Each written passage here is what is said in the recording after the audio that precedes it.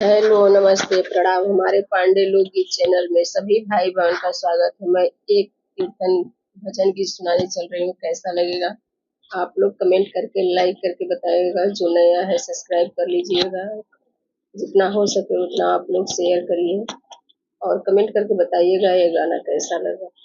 बसुरिया बजावा ए कान्हा, बसुरिया बजावा ए कान्हा, बैठी कदमवा के डरिया बसुरिया बजावा ए कान्हा, बैठी बसुरी बैठी कदमवा के डरिया बसुरिया बजावा ए कान्हा। जैसे के लाजे द्रौपदी के बचावाला, सब बीच जाई के चिरवा बढ़ावाला। जैसे के लाजे द्रौपदी के बचावाला, सब बीच जाई के चिरवा बढ़ावाला। लजिया हमारो बचावा ए कान्हा, लजिया हमारो बचावा ए कान्हा, बैठी कदमवा के डरिया बसुरिया बजावा ए कान्हा, बैठी कदमवा के डरी बसुरिया बजावा ए कान्हा, बसुरिया बजावा ए कान्हा, बसुरिया बजावा ए कान्हा, बैठी कदमवा के डरिया बसुरिया बजावा ए कान्हा, बैठी कदमवा के डरी बसुरिया बजावा ए कान्हा। जैसे के गैला सेवरी के कुटिया, खैला बैरी सेवरी के जुठिया। जैसे के गैला सेवरी के कुटिया, खैला बैरिया सेवरी के जुठिया।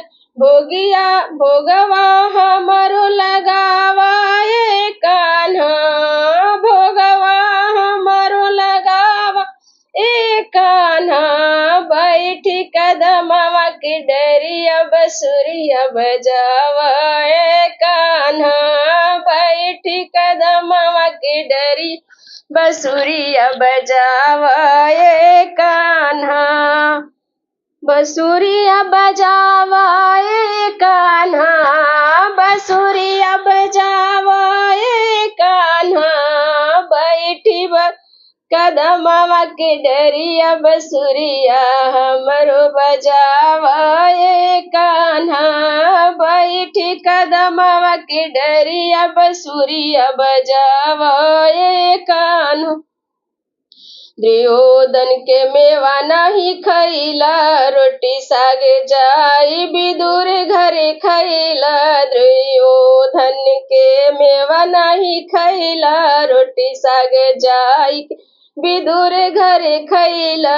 हमारो घरे रुखी सुखी खाला ए कान्हा, हमारो घरे रुखी सुखी खाला ए कान्हा, बैठी कदमवा के डरिया बसुरिया बजावा ए कान्हा, बैठी कदमवा के डरिया बसुरिया बजावा ए कान्हा, बसुरिया बजावा ए कान्हा, बसुरिया बजावा ए कान्हा, बैठी कदमवा के डरिया बसुरिया बजावा ए कान्हा, बैठी कदमवा के डरिया बसुरिया बजावा ए कान्हा।